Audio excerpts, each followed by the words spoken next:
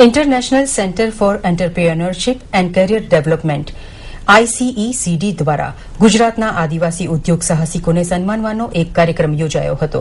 સંસ્થામાંથી વિવિધ વ્યવસાયલક્ષી તાલીમ લઈ સ્વરોજગારી મેળવી રહેલા 115 જેટલા આદિવાસી ભાઈ બહેનોને પુરસ્કાર અને શિલ્ડ એનાયત કરવામાં આવ્યા હતા. સંસ્થાના નિયામક હિના શાહે જણાવ્યું હતું કે રાજ્યના અંતરિયાળ વિસ્તારોમાંથી આવેલા આદિવાસી સાહસિકો તાલીમ બાદ પગભર થયા છે.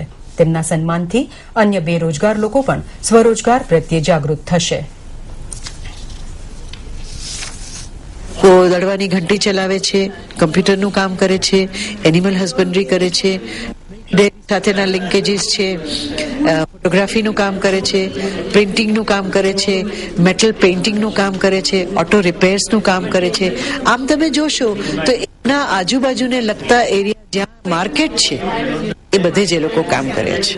એટલે અમે એમને લોકલ માર્કેટિંગ આપીને એવી રીતે તૈયાર કરવા માંગીએ છીએ જેથી આપણે અર્બન તરફનું એમનું માઇગ્રેશન રોકી શકીએ.